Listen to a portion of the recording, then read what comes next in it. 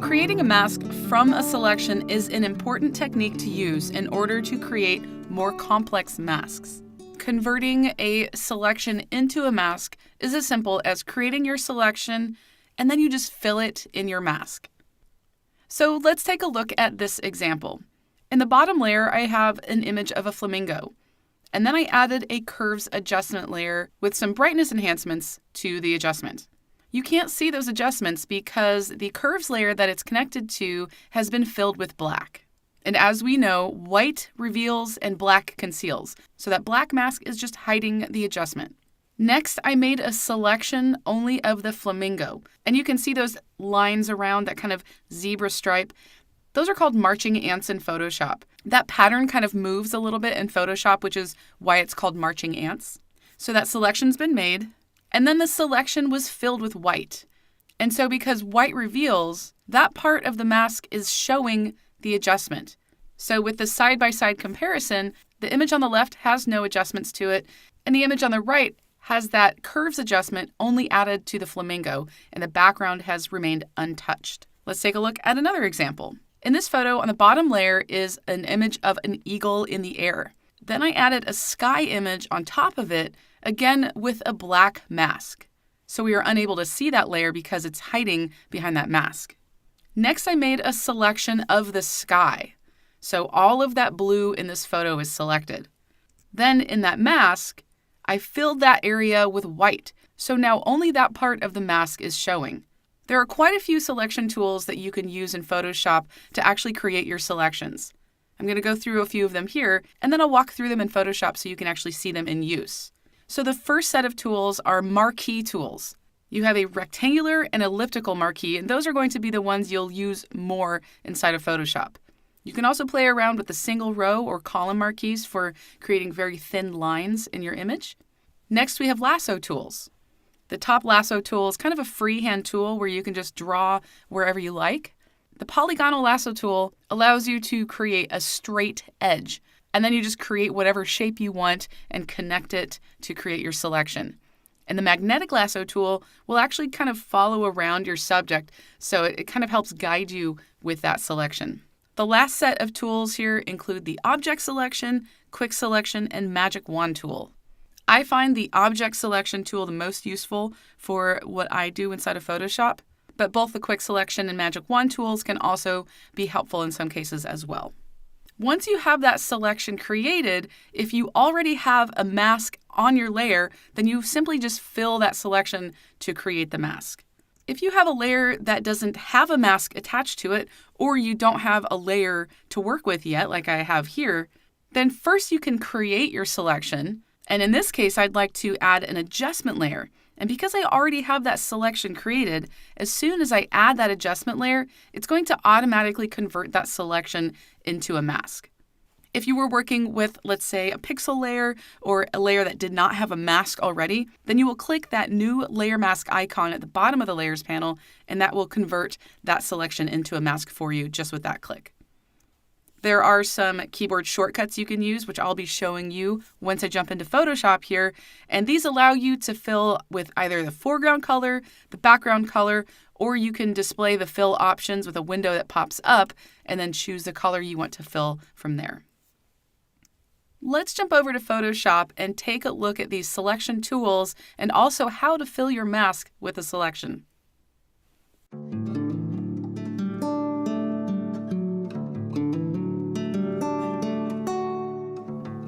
Let's go ahead and begin with the marquee tools.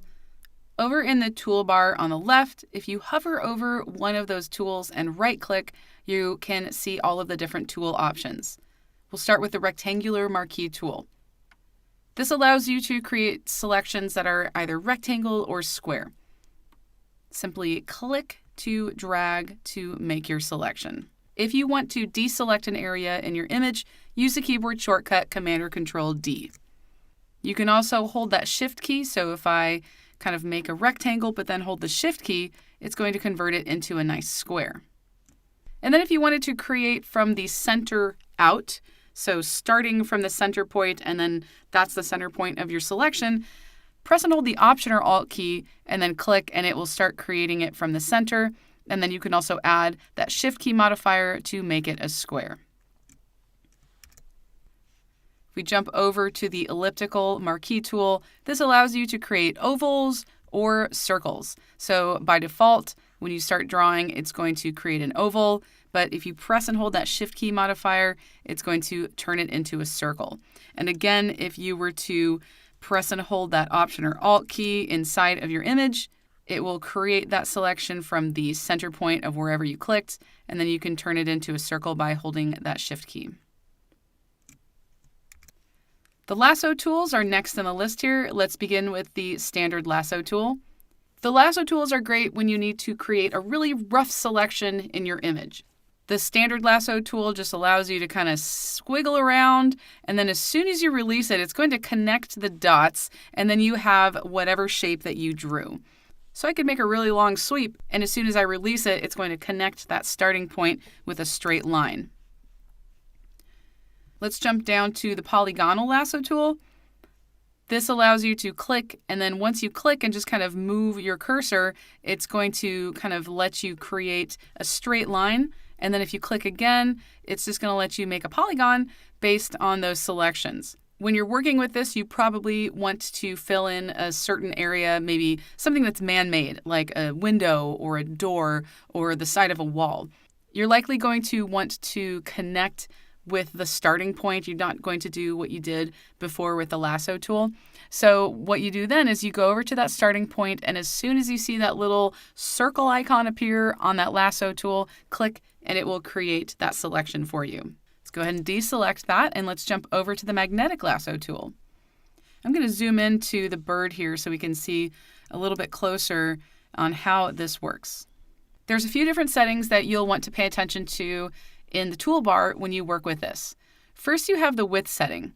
This lets Photoshop know how wide you kind of want the program to look for the edge of the area you are trying to select. Right now it's a pretty low number, but as long as I'm dragging pretty close to where the edge is, then it should find it for me. The other setting here is contrast. You'll set this number based on how much contrast there is between the edge that you're trying to select and the background. Right now it's set pretty low, but because I have a pretty good amount of contrast in some of this image, I could probably set it a little bit higher. So I'm going to go up to 60% here. And then I'll just start on the edge of the image. I'm going to click, and I only click once. And then I'm just going to drag and try to follow that edge.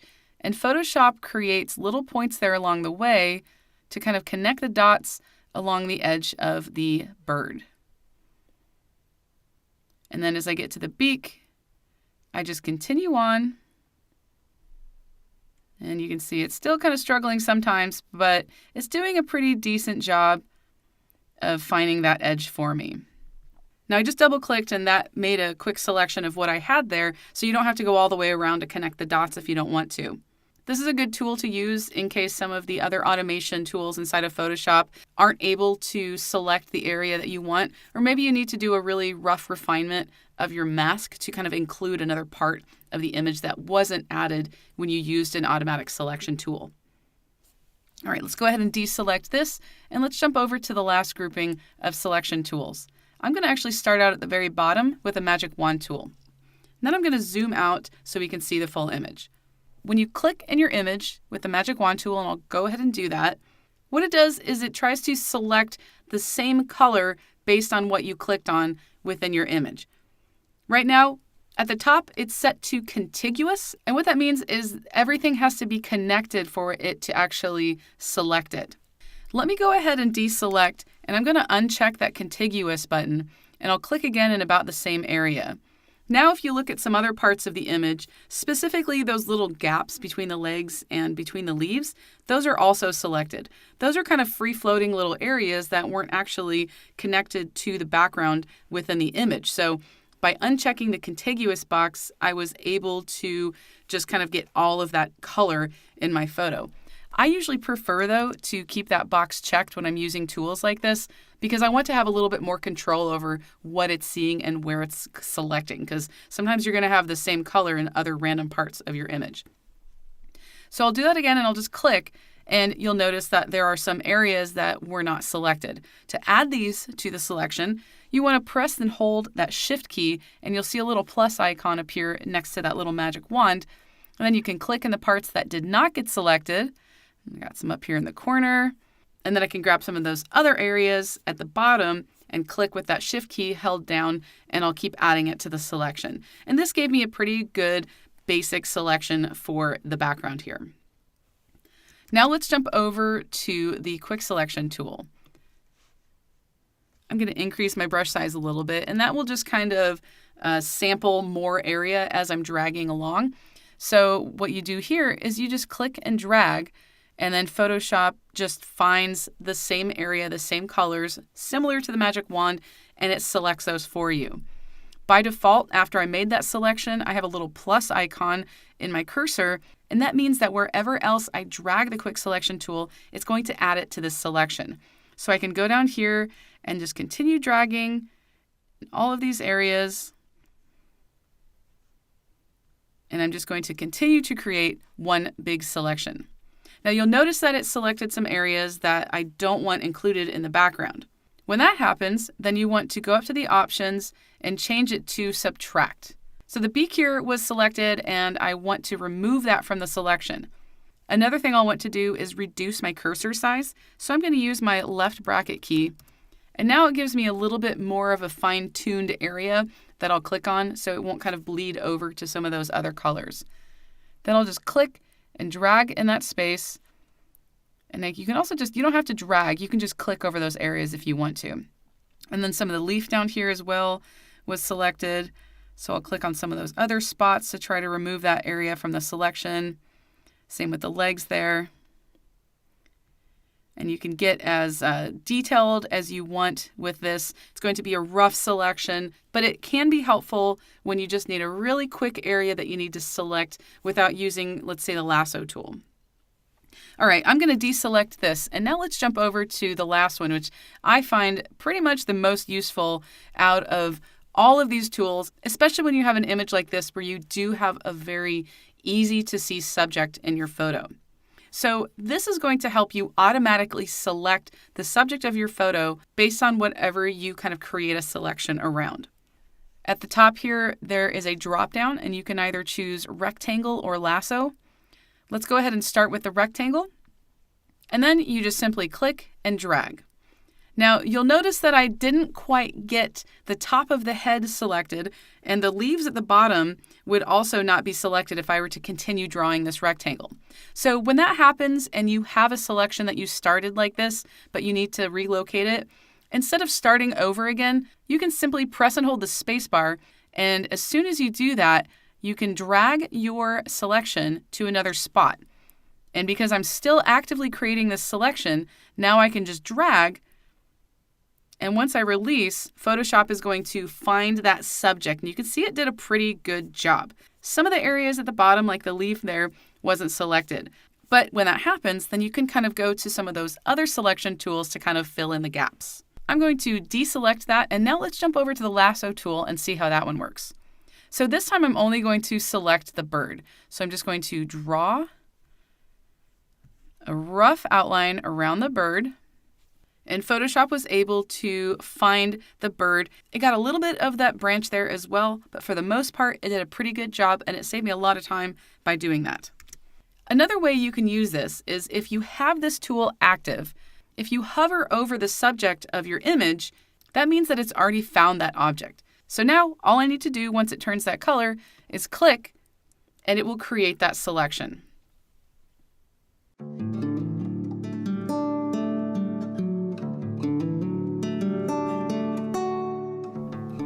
Now let's walk through one method that you can use to convert a selection into a mask. I'm going to start out by taking this bokeh image, I'm going to drag it over my photo, release, and then I'm going to press that return or enter key to add that to my image.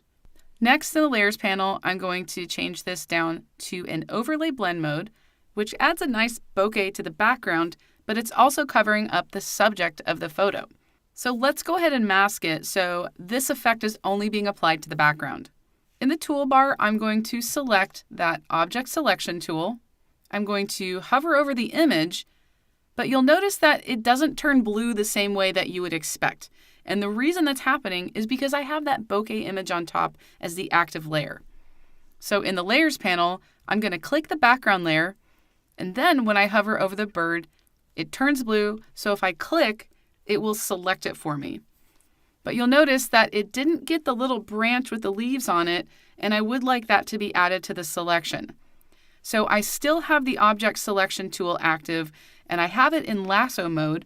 What I'm going to do is press and hold the Shift key, which will add whatever I do next to the bird selection. So I'm going to click and just make a really rough lasso drawing around that bottom part of that subject, and then when I release, now I have a selection that includes everything except for the background. Now I'll go over to that Layers panel and activate the bokeh image. Because this doesn't have a mask added to it yet, I can add a new mask and it will automatically mask from this selection. So I'm going to click the Add New Layer Mask icon, and if you look at the Layers panel, you can see that the area that I had selected is now filled with white. Now that's the reverse of what I wanted, so I'm going to undo this by using the keyboard shortcut Command or Control Z. My selection came back, and instead of clicking that layer mask as is, I'm going to add a modifier key to it. So I'm going to press and hold the Option or Alt key, and then I'm going to click Add Layer Mask. Doing that will create an inverted mask. So instead of the white area being over the selection, it's going to be the invert of that. It's going to add black to the selection and white to the other areas.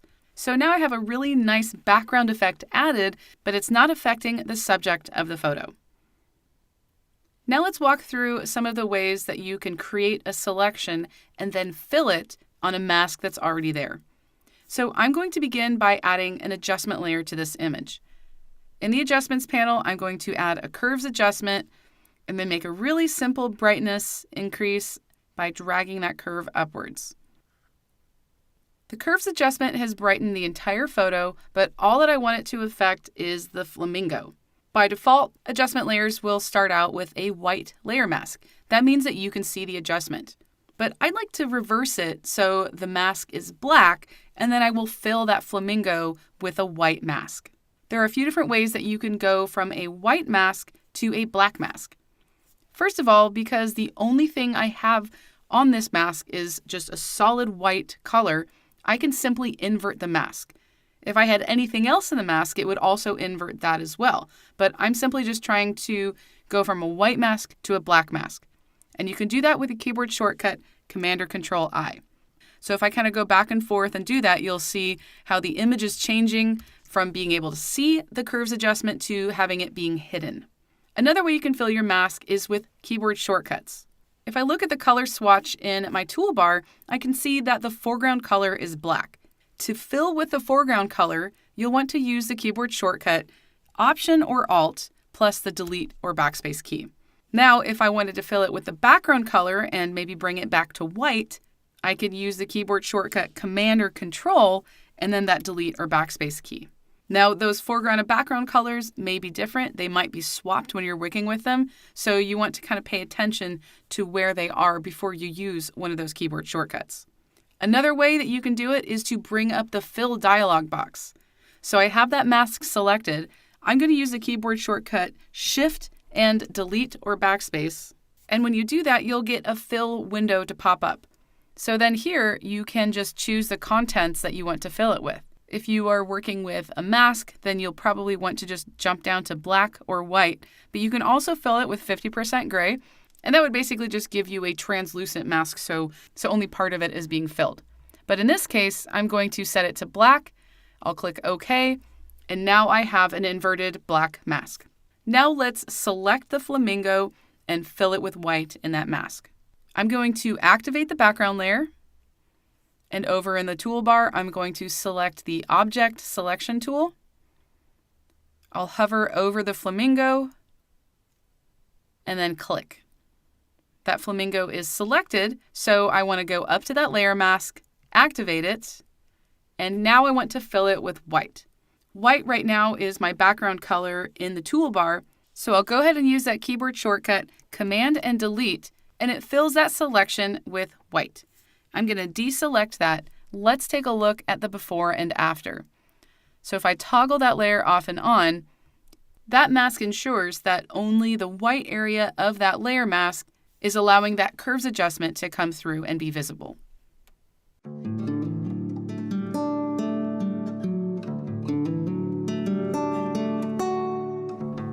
In this lesson, we'll be discussing automatic selections in Photoshop. Photoshop has several ways to help you automatically select parts of your image. These methods will help save you a lot of time while doing your masking work. Sometimes you'll get a great mask right away, but other times you'll use these tools as a pretty good starting point for your mask. But you might also need to implement more than one technique to get the desired results. Let's take a look at each of these here, and then we'll jump into Photoshop and I'll walk through some examples on how you might want to use these. The first one we have here in the list is color range. When you open this box, you are able to select the colors in your image that you actually want to have selected. There's also a drop down there at the top that lets you pick from a range of colors, and you can also select either the highlights, the shadows, or the midtones, and so on. Some uses for these might include background selection. Maybe you have a solid background like I have in this photo, but you'd like to replace it, edit it, do some fixes to it, and so on. It also works great for selective edits in your image if you have a grouping of something that you want to select and maybe add an adjustment to. You can also use it for luminosity masking, and I'll be showing that in one of the projects in this course. So go ahead and check that out if you're interested in luminosity masking. The color range option actually works really well for luminosity masking, and I'll teach you how to do that later on. Selecting the focus area can also be pretty helpful. Photoshop will look at your image and find the most in focus parts. You can adjust how much of the in focus areas you want to select, and it does everything for you.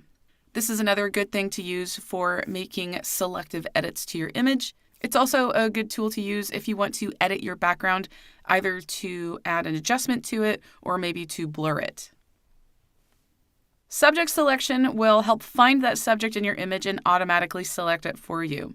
It's an alternate method to using the tool that I showed you previously, and it works to do things like selective edits, composite work, basically anything where you'd want to bring your subject out and edit either the subject or the other parts of the image by inverting your mask. And then lastly, we have the sky selection.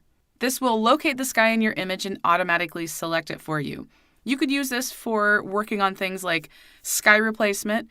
Photoshop has a really great tool for replacing skies, but if you just need to select the sky for another reason, maybe you're just dropping something into the sky and you don't want it to go on, the other parts of the image like the foreground, the sky selection menu option is a pretty quick way to just get that sky automatically selected.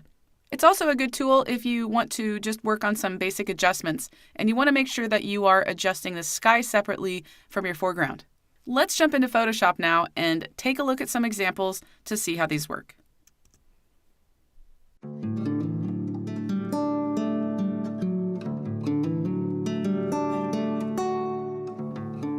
Let's go ahead and begin by looking at color range. I have this photo of an ice cream cone, and the background is all one solid color, but it's a little bit uneven. The lighting was just not quite the same from the top to the bottom. If you look at the very top right corner, you can see how there's a little bit of a vignette there, but then it fades and it's a lot more pale on the bottom left. So what I'd like to do is select the background and replace it with basically the same color, but that color will then be even across the entire scene. So I'm going to begin by going up to Select, Color Range, and let's take a look at this window. If I choose this dropdown, I have the option to work with sampled colors, but I can also select one of these as well. So I'll go ahead and just try the cyans to see what that does. The cyan dropdown does see that color in my image, but because the color is not perfectly cyan, it's not going to fully select that background for me. And you'll notice that all of those options have grayed out once I choose that. You can also work with the highlights, the midtones, and the shadows. And then if you're working with a portrait, you could also choose the skin tones. But I'm not really working with any of these, so I'm going to go ahead and select sampled colors so I can choose my own. You'll also notice down here at the selection preview that there's another dropdown. By default, you'll usually see it set to none. So you kind of want to have this view to start because then you can actually see the colors in your image that you're working with. So I'll go ahead and start with this setup, and I'm just going to click in my image to start that selection process.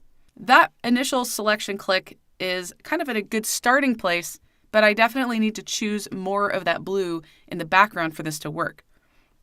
If I were to click in another spot, it's going to change the selection and only go with that color. So instead, I need to continue adding to the existing selection. In the color range window on the right, there are some options here that I can choose from. I can select Add or Subtract to my selection, and if you needed to, you could also invert your selection as well. I prefer to use keyboard shortcuts though, so when I'm going to add to my selection, I'm going to press and hold that Shift key, and you'll see a little plus icon appear next to the eyedropper tool. If you want to subtract from your selection, hold the Option or Alt key, and that will remove that portion of color from your selection. So I'll go ahead and press that Shift key, and then I'm just going to click in different areas of the photo to make sure it picks up all of that blue color. By looking at my black and white preview on the right, it looks like I have a pretty good selection. But I'm going to kind of switch these previews because once I've started to actually create that selection, I like to see a larger black and white preview. So in the selection preview, I'm going to change it to grayscale. And then you can change this to image if you still want to be able to see what that image looks like. So I think that this is a good selection, and I'm just going to go with it. I'll go ahead and click OK at the top, and you can see those marching ants are selecting all of that blue in the background. Now what I'd like to do is add a color fill layer to replace this blue with a similar colored blue, but one that will be more even across everything. In the Layers panel, I'm going to click the drop down and select Solid Color. If you look in the Layers panel, it automatically created that mask for me. And now I can use this color picker to actually choose a color that I'd like to work with. Out of curiosity, let's see what other colors do.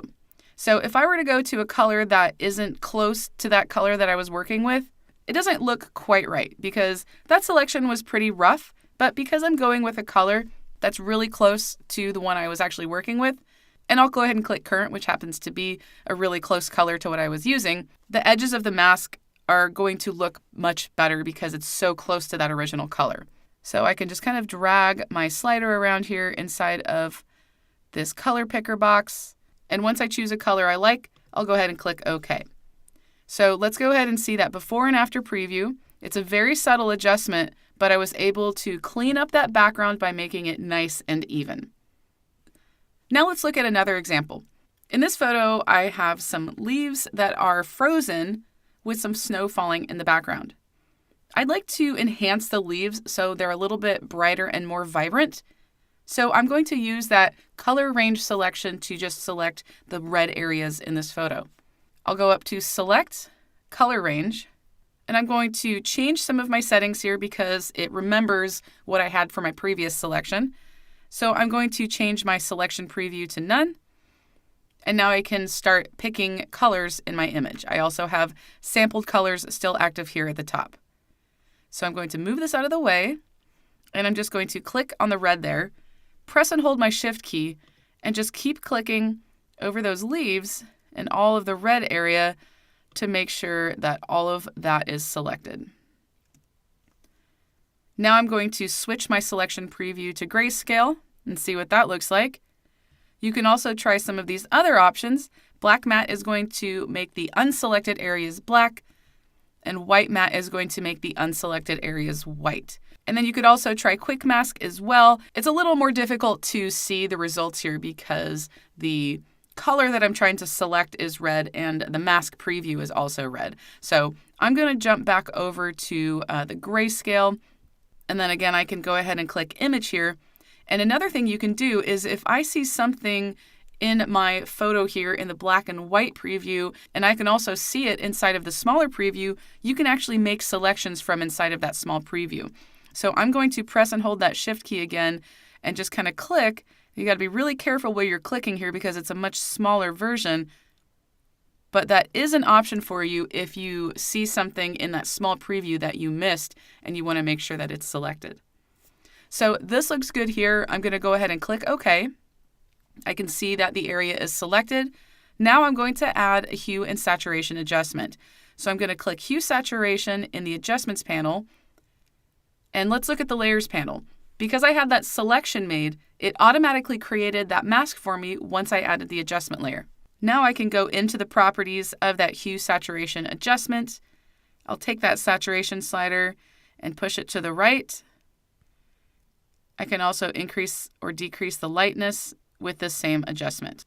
So let's take a look at the before and after of that adjustment. It's kind of a subtle adjustment here, but a lot of times when editing photos, you are working in subtleties, and adding a very small adjustment like a little bit of a saturation boost to some foliage can really enhance your photographs.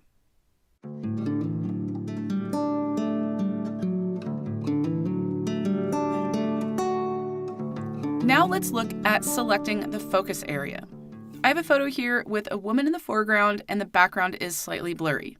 So I'm going to go up to Select, Focus Area. Photoshop will look for things, and then once it's ready, it pops up to show me what it's found. Let's start out with the View mode.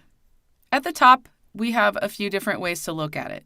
You can select Marching Ants or Overlay, which I tend to find pretty useful for most circumstances. But you also have black on white. You can view the black and white preview. If you are working with an image that already has a bunch of layers and you want to make sure that you are selecting only the focus area in the layer you're working on, that could be a good option as well. I'm going to jump back up to Overlay though, because I find that for this example, this is probably the best fit. Next, you may need to adjust your parameters for the in focus range.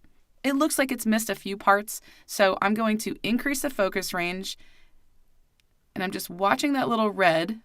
So I'm going to increase the focus range until all of the small little red areas on her body have disappeared. And that tells me that she is fully in focus. Below this, you have the option to output to a selection, a layer mask, or all of these other options down here. Most often you're going to either choose selection or layer mask, but you may have a circumstance where some of these other choices are going to work. For this example, I'm going to choose selection, and then I'm just going to go ahead and click OK. So now you can see that there is a nice selection of the woman. Next, I'm going to go into my adjustments layer and add a curves adjustment. And if you look in the layers panel, you'll see that that curves adjustment has a mask already created for it. So what I'd like to do here is add some brightness. I'm going to go into the properties and I will increase the brightness. I'll add a very gentle S-curve here just to add some brightness and contrast to the woman. I'm also going to go ahead and use this same mask, but in reverse to darken the background. So I have that top curves layer selected. I'm going to duplicate the whole layer by using the keyboard shortcut Command or Control J. Next, I want to invert the mask. So I have that mask selected on that top curves layer. I'm going to use the keyboard shortcut Command or Control I. Then I'll go down to the Properties tool, and I'm going to reset this adjustment. And instead of making it brighter, I'm going to take the curve and bring it down to make it darker. So let's take a look at the full before and after of this image. You can see that by adding some brightness to that focus area and darkening the background, I've brought more attention to the woman there.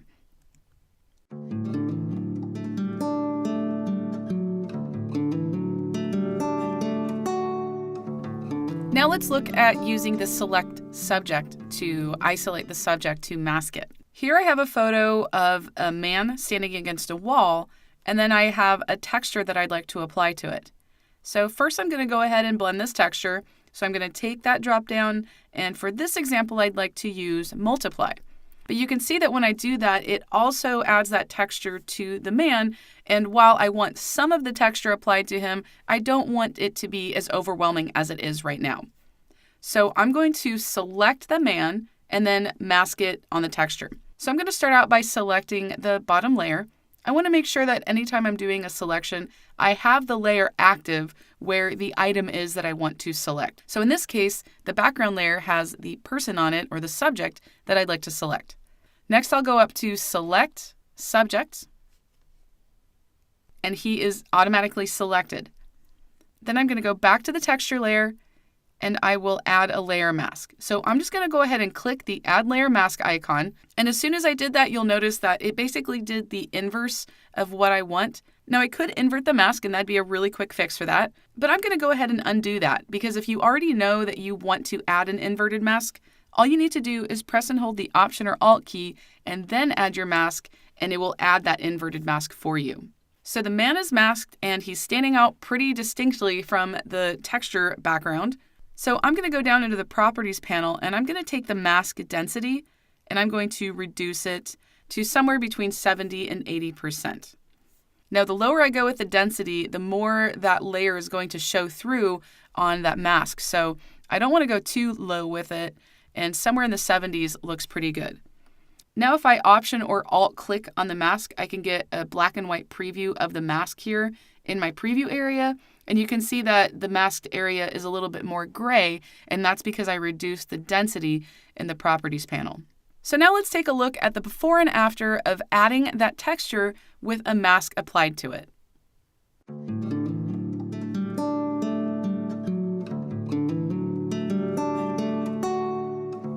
Now let's take a look at selecting the sky. So I have an image here with a city in the foreground and a sky, of course, above it. I'm going to go up to Select Sky, and that sky is automatically selected. So for this example, what I'd like to do is intensify the saturation and the vibrance in the sky. I have that sky selected, so I'll go into the Adjustments panel and add the Vibrance adjustment.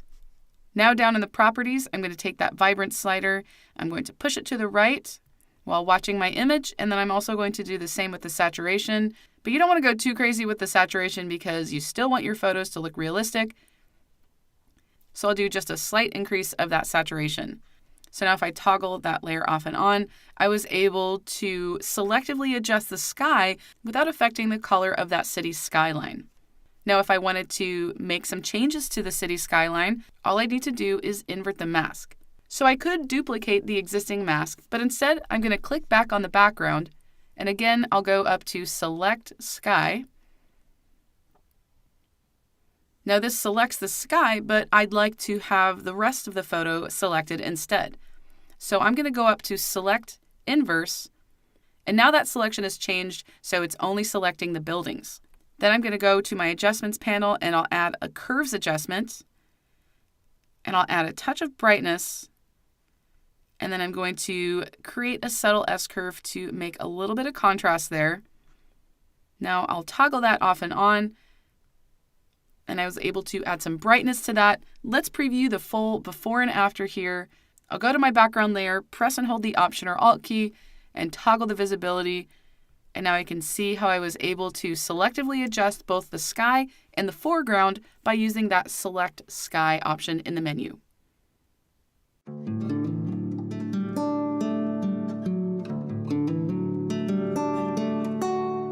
Now let's talk about working with channels. Channels are another way to create and work with masks. They are black and white representations of the colors in your image, and they're separated by red, green, and blue. This is one method that photographers use to create luminosity masks. They also work really well with selective edits, and they also can be used for making complex selections. One thing to keep in mind when looking at channels is it can be a little overwhelming if you're not quite sure how they work. But if you just remember that the more white you see in the channel, that means that there is more of that color in that channel. So let's take a look at this. I have this photo of some cherries in a small blue bowl. If I click on that red channel, you'll notice that a lot of the image here shows white. All of that white means that there is red in that part of the image. Of course, the cherries are red, so the cherries are going to be really bright white. Next, if I click on that green channel, it's going to show me that there's not a lot of green in the cherries, but there's a little bit of green in some of the other parts of the image. And the blue channel is kind of similar to that green channel, but the bowl itself is a lot more white because that bowl itself is blue. There's a little bit of blue in some of the other areas, but not so much in the cherries itself. If you want to take one of these channels and actually convert it into a mask, first you need to create a selection. Doing that is as simple as pressing the Command or Control key and then clicking on that channel. That will create a selection. Then you'll just take that selection and convert it to a mask. Now let's head over to Photoshop and take a look at how channels actually work. So we're inside of Photoshop, and let's go ahead and take a look at the channels for this image. If you don't see the Channels panel, go up to Window, Channels. Over on the right, I have it alongside the Layers panel. The thumbnails are pretty small, so I'm going to increase the size of those thumbnails so we can see those channels much larger. I'll click this drop down and select the panel options, and then I'll choose the largest thumbnail size and click OK. Right now, the top RGB channel is selected. Let's start with the red channel. By clicking it, I can preview what that channel looks like. This is showing the pure red in the photo, and that left bar of color is pure red.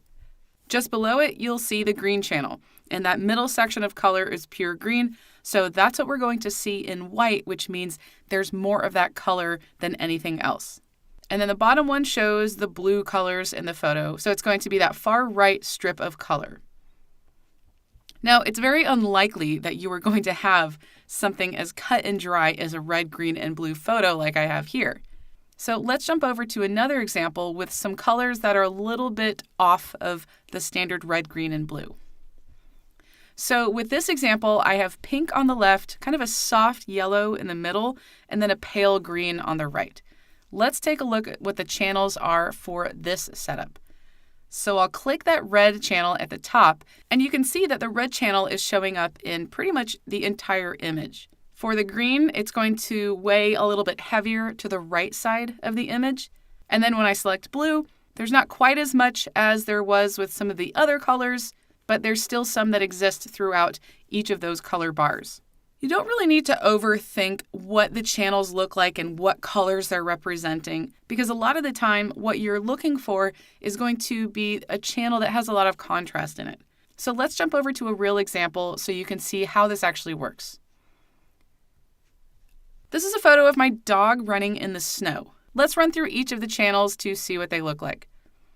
In the red channel, we're going to see a lot more red in this photo than probably any other color. Kodak, my dog, has somewhat orangish, reddish, brownish colors in his fur. So you're going to see the tone in this channel be the brightest on his fur with this red channel. If I go down to green, his fur gets a little bit darker, which means that there is less green or less of that color in his fur. And at the bottom, the blue channel is the least represented channel among all three of these. Now, my goal here is to ultimately make a selection of Kodak. I want the fur to be selected. If I were to choose the red channel at the top, it's going to select most of the image. So if I were to press and hold the Command or Control key and then click on that red channel, it's highlighting a large majority of the photo. So the selection is kind of spread out almost everywhere. I'm going to deselect that, and instead I'm going to go down to the blue channel. Now my goal is to select the dog and not the snow. And while he is dark in this channel, meaning he won't really be selected, that's okay, because what I'm looking for here is contrast. I can always invert my selection, and that's exactly what I'm going to do here. So what I'll do is I'm going to select this channel. I'm going to use the Command or Control key, and then I'm going to click. Then I'm going to go up to the Layers panel, and then down to the Adjustments panel. I'm going to go ahead and add a Curves adjustment. So let's take a look at the mask. If I Option or Alt click on the mask, I can actually get that black and white representation. It looks exactly like that blue channel. But what I want to do here is I want Kodak to be the white part of the mask and the rest to be black. So I'm going to invert my mask by using the keyboard shortcut Command or Control I. Next, I'll Option click again so I can just see the image. I'm going to make sure that I click on that Curves adjustment to the left of the mask, and now I can make some adjustments. I'll go down to the Properties panel. I'll add some brightness, and then I'll darken the bottom part of that curve to add a little bit of contrast. So I'll toggle that adjustment off and on, and what's happening is it's applying that Curves adjustment only to the white parts of the mask. If I were to hold that Shift key and click the mask, you can see what this image would look like if I didn't have a mask attached to this Curves adjustment. So if I kind of go back and forth on this, you can see how it's actually affecting the image. So ultimately what I was going for was I didn't want to overprocess or brighten the snow. I only wanted the dog to be brighter. And with channels, I was able to create a mask that had a lot of contrast and work that into my curves adjustment.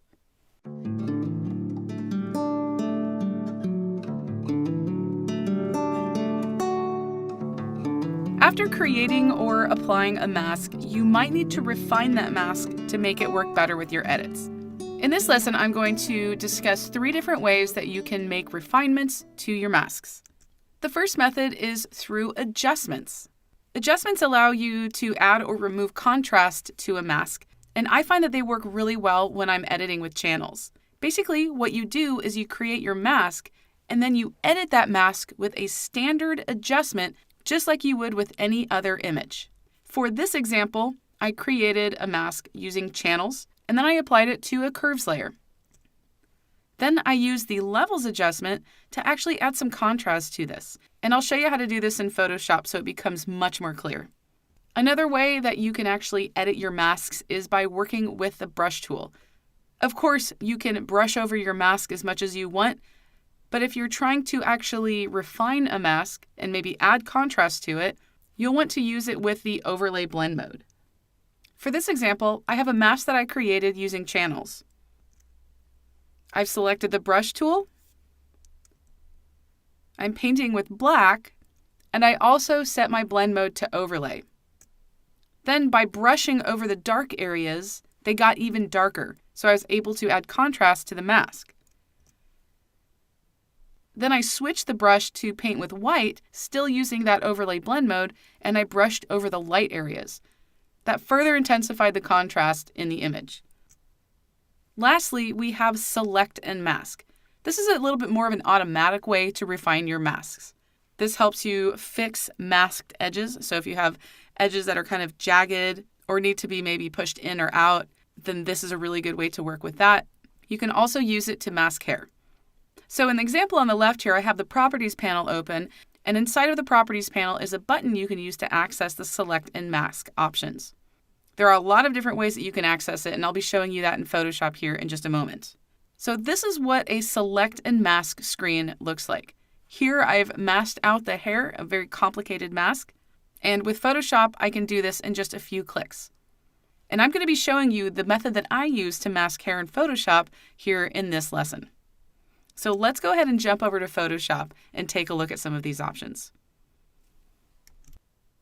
Let's first take a look at how you can refine a mask using adjustments. What I'd like to do here is select the pier and make it a little bit more bright and contrasty. So I'm going to jump over to my channels, and I'm going to go through the channels and find the one that has the most contrast. So I'll start with red, and let's go down to green, and then blue. And it looks like blue has the most contrast out of all of these. So I'm going to select this channel by pressing and holding the Command or Control key, and then I'm going to click that channel. I'll go back to my Layers panel, and I'm going to add a curves adjustment. I want to get a really good view of what this mask looks like, so I'm going to press and hold the Option or Alt key, and then click my mask, and that gives me a nice black and white preview. Now I'm ready to make my adjustments to the mask. When you're refining a mask with this method, you want to make sure that you have the mask selected. If you have a pixel layer selected while you're doing this, you're just going to be making adjustments to the pixel layer, and that's definitely not what we want to do here. So make sure you have that mask selected. Next, go to Image, Adjustments, and here I typically like to use either levels or curves. Let's jump into levels and see what that does. The way the levels adjustment works, especially when trying to add contrast to an existing layer mask, is if you take that left slider and move it to the right, you're going to make those dark areas even darker. And then if you take the far right slider and move it to the left, you're going to make the bright areas brighter. And my goal here is to add as much contrast to this mask as I can to make that pier really stand out. You can also play around with that middle slider to kind of refine how the contrast looks as well. So I think this is a good place to stop. I'm going to go ahead and click OK. I need to do one more thing though before I actually edit the curves layer. I want the wooden pier to be the thing that's edited, and right now it is black in the mask. So I need to invert it so the pier is white. I still have that layer mask selected, so I'm going to use the keyboard shortcut Command or Control I, and that inverts my mask. Now in the Layers panel, I'm going to click that curve thumbnail, and then I can jump to the Properties panel to make my adjustments. So let's do that. I'm going to go down to Properties, and I'm going to make a nice simple S-curve. Let's see how that looks. If I toggle that layer off and on, it's pretty much only affecting the pier. It's basically just adding that adjustment to anywhere in the mask that is white. I'm going to make it a little bit brighter.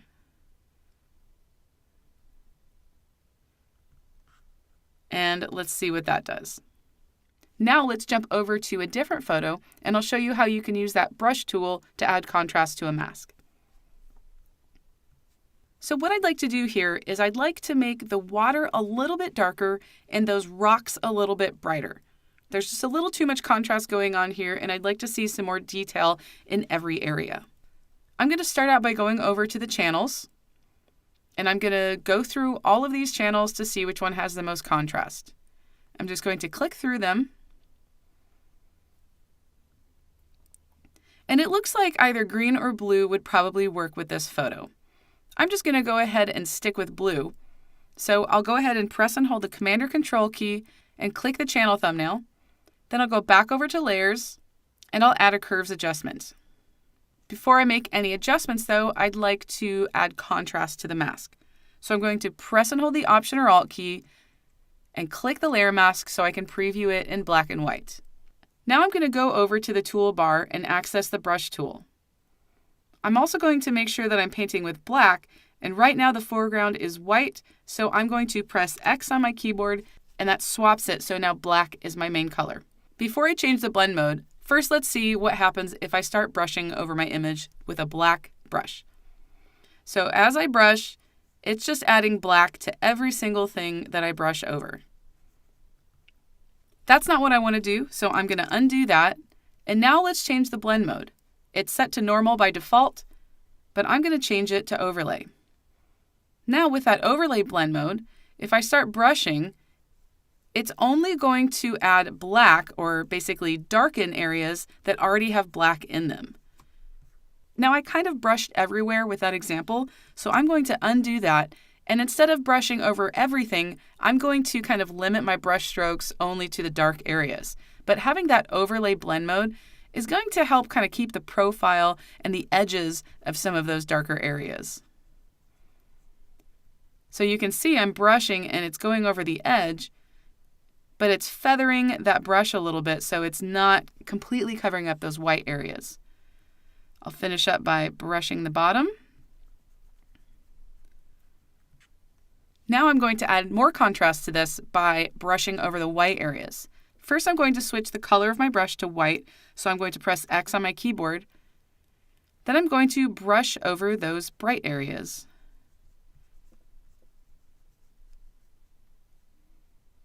The water is the area that's white in my mask, so that's what I'm going to be adjusting with this adjustment layer.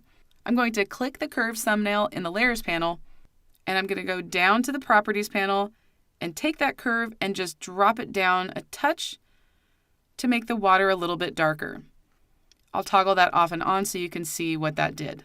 Now what I'd like to do is add some brightness to the rock areas.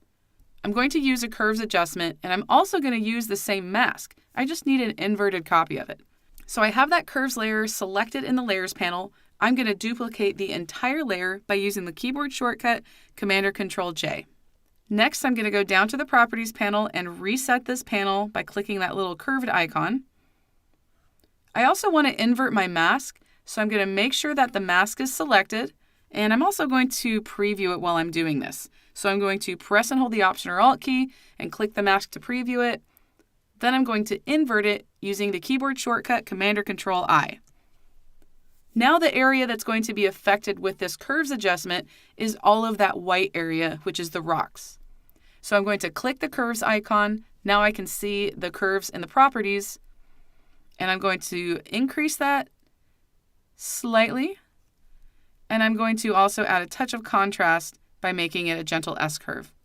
Now let's look at the full before and after so you can see what both of these layers did to the image. I'm going to press and hold the Option or Alt key and then click that little eyeball to the left of the background layer. So you can see that I was able to bring out some detail in both the rocks and the water separately from each other. And what you watched me do here is one way to do luminosity masking.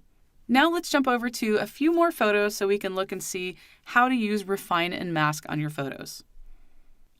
Let's start out by doing a nice overview of what the select and mask tools can do. I'm going to start out by creating a simple selection using the object selection tool. So I'll access the object selection tool in the toolbar. I have that mode set to rectangle, and I'm just going to draw a selection over the image, and then Photoshop will find that selection for me. Now, anytime you have a selection tool active, you'll have the select and mask button here at the top. If you don't see it there, you can activate a select and mask tool. You can also go to select, select and mask at any time, and that's going to be probably the easiest way for you to access it without trying to navigate through different tools. So I'll go ahead and access it through the menu. Now let's go ahead and start at the very top right here. The view mode that you choose is going to depend on what you're working with in your document. If you have a document with a few different layers and you want to see how your image is actually going to look against those layers when you mask it, you'll probably want to choose on layers. But you have a lot of other options to choose from. On black might be a good option, particularly for this example, because I don't have anything else to see behind the image other than that checkerboard. But to begin, I'm going to choose overlay because I noticed that there's a leaf there that didn't get selected. So I'll start out with this red overlay. And by the way, if you want, you can always change that overlay color. Just click that color swatch, and then you can go through and make it something that makes it a little bit easier for you to see if red is not a good color for you to work with. So I have this leaf at the bottom that I want to do a quick selection of. So I'm going to click that quick selection tool at the very top and then just drag over that area, and it automatically adds it to my active selection here. Now that I have that basic selection made, I'm going to go back to my view and change it to on black. First, I'm going to click this show edge box. And when I click that, nothing happens. There's no edge to be seen here. And I'd like for Photoshop to actually locate that edge so it can work with it and maybe mask it a little bit more efficiently. So I'm going to go down into the edge detection section. I'm going to take that radius slider and move it to the right. That did improve the mask slightly. And now if I click that show edge box, it's going to actually show me where that edge is. So Photoshop is using that edge information to make a better mask. And if I were to increase that edge, you'll actually see it grow here because the show edge box is checked. I'm going to uncheck that. There's not a lot of stuff kind of poking out from the sides, so the edge radius doesn't really need to be that high. You can also choose Smart Radius. And this basically just tells Photoshop that it doesn't need to all be the exact same width, and it's just going to kind of make some of the decisions for you. But if you don't want to use that Smart Radius, you can keep it unchecked to have a little bit more manual control over your edges. Now let's look at some of the global refinements. I'm going to zoom in, and then I'm just going to scroll up to the top here so we can take a look at this edge a little bit more closely. The first slider is the smooth slider. This is going to help kind of smooth out any jagged edges that you might get from an automatic selection. So if I take that smooth slider and move it pretty far to the right, you can notice on the head there that all of those jagged lines were now smoothed out. You also have a feather slider, and this just softens the edge of that mask and kind of spreads it outwards a little bit. The contrast slider is going to add contrast to the edge and just make it a little bit more crisp. So I can push it pretty far to the right. It's just adding a little bit of sharpness to that edge so it's not as soft. And I'm going to zoom out real quickly to show you that last slider, which is the shift edge slider. Moving this to the left kind of pinches and squeezes the mask inwards, so it's going to shrink it. And then if I move it to the right, it's going to expand the edge of that mask, and then you can actually see that outline. Now, if you want to start over, you can clear the selection, and that's just going to remove all of your selection and masking that you've done, so you'd have to start over from scratch. If you want to just reset your sliders, hover over the slider and double-click, and everything will go back to normal. At the bottom, you'll want to pay attention to the output settings. I recommend ignoring decontaminate colors for now. That can add some destructive edits. but the output to is where you're going to want to pay attention. You can either output to a selection or a layer mask. If you have a layer that you're working on that you know you're going to add a layer mask to anyways, then you can choose layer mask. Or if you plan on taking everything you've done here and applying it to a different layer, then you may want to choose the selection option. I'm going to go ahead and choose selection and then click OK. So if I wanted to maybe make an adjustment with the adjustment layer, I could just add a curves adjustment and then go to town.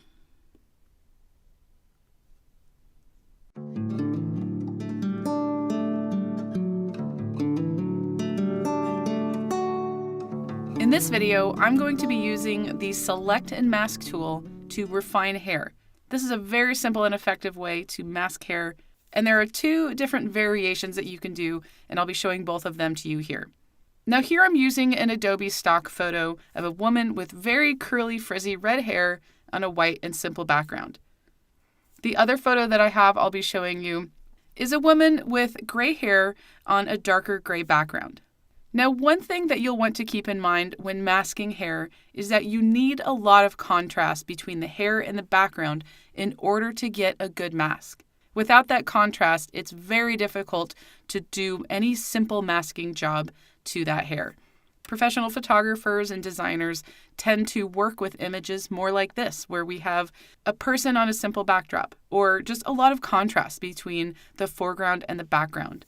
Most of masking is going to rely on contrast in order to work effectively. So if you know you're going to be wanting to do masking, try to photograph your subjects so that you can actually create that masking job much easier. All right, let's go ahead and get to it. So I have two layers in this document. I have the woman on a white background, and then I have a texture that I blurred that I'm using as a backdrop. I have that top layer active, and I'm going to go up to Select, Select, and Mask. Now you'll notice that I didn't actually select the woman before I went into this, and that's because I can do that from inside of this tool.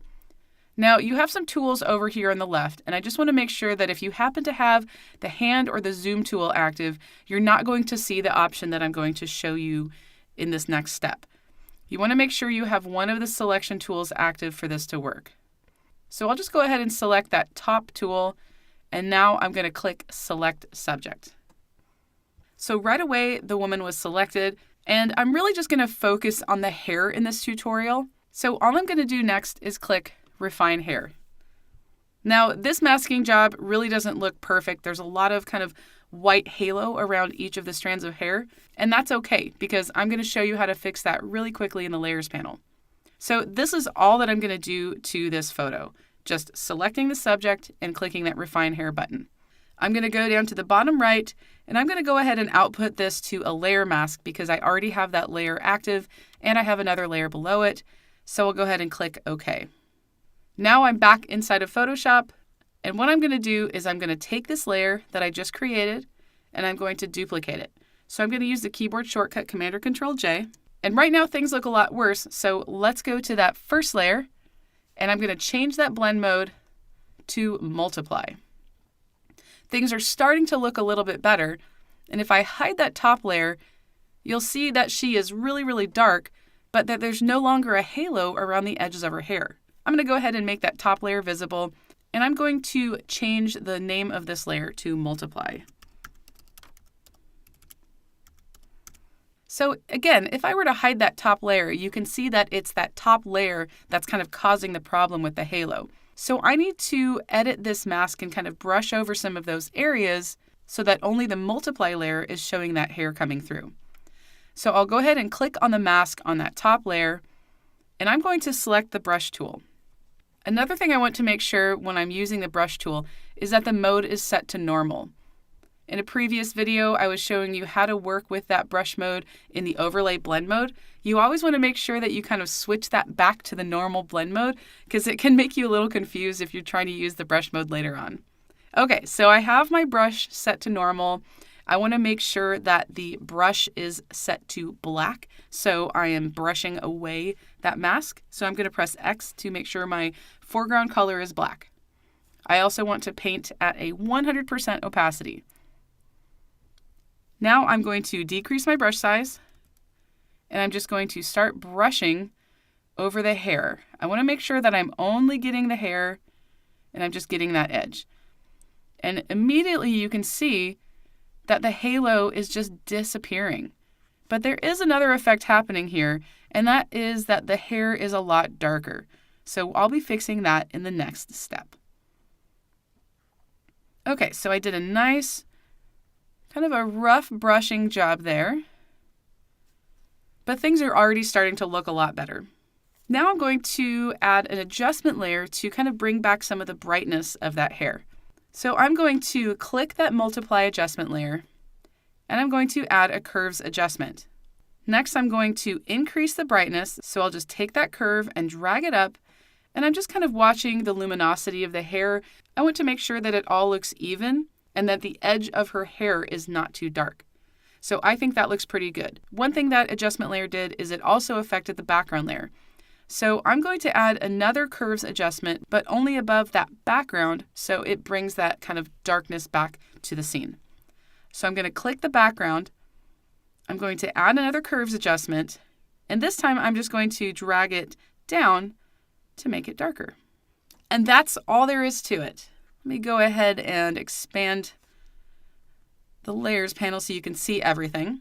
So if I were to press that shift key and click that mask at the top, you can see that before and then the after. It is still adding some darkness to the edges of her hair, but the point is to make it look natural, and I think this looks really natural with this photo. Now let's take a look at another example, but this time let's take a look at what you do when you want to work with lighter hair. So let's go ahead and do the same steps. I'm going to go up to Select, Select and Mask. I'll click Select Subject, and then Refine Hair. I'm going to output it to a layer mask and then click OK. Now this one doesn't look too bad. It doesn't look nearly as bad as the last one with the halo around the hair, but it still needs some refinement. So I'm going to duplicate that layer by using the keyboard shortcut Command or Control J, and I'm going to go back to that first portrait image.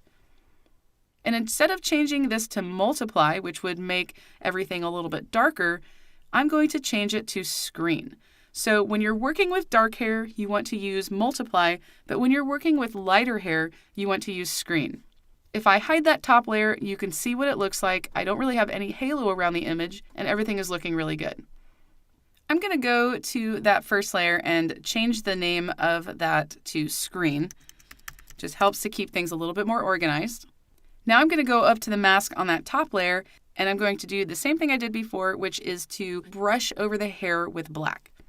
So I'm going to make sure my brush tool is active, that I'm painting with black. I have a normal blend mode, and my opacity is 100%.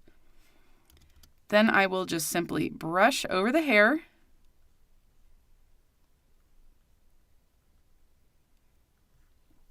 And that did a good job of getting rid of those halos. Let's go ahead and toggle a before and after. I'm going to press and hold that shift key and then hide that mask at the top. So again, if you wanted to, you can adjust the hair. Here it made it a little too bright. So if you don't want it to be brighter and you want it to look a little bit more like it naturally did, go to the bottom portrait image. I'm going to go ahead and raise all of my panels up here a little bit. I'm going to add a curves adjustment and I'm going to darken it. So I'll just drop that curves adjustment slightly, and that's going to bring back some of the natural luminosity of that hair. Now I think this looks good, so I don't really feel any need to add any other curves adjustments. But I'm going to jump over to the previous image and show you what happens if you wanted to add a different kind of background. So I have this first image open, and I'm just going to go ahead and hide all of these here because I'm going to add a color fill layer for the background to show you what happens when you use a color fill layer or any kind of solid color layer with this setup. So I'll go to the bottom of the layers panel and select solid color. Now I'll just pick a color and I'll just go ahead and kind of select like a blue color and click OK. So you can see that adding that solid color, that simple color there, the hair isn't quite blending the way that you'd want it to with this type of background. So what I need to do here is copy the mask from the multiply layer and bring it into that color fill layer. And I can do that quickly by pressing and hold the Option or Alt key, and then I'm going to click that mask and drag it down to the color fill mask. Then I'll click the mask and invert it by using the keyboard shortcut Command-or-Control-I. You still may need to make a few more adjustments. For example, in this image with this curves adjustment, I'm going to have to open up that properties panel. Maybe I want to make it a touch brighter to help that hair really get balanced out. But so many photos are going to be different. You're going to have different colored hair and different backgrounds. The key is just understanding how these layers work, how masking works, and how to adjust them to work with your specific scenario.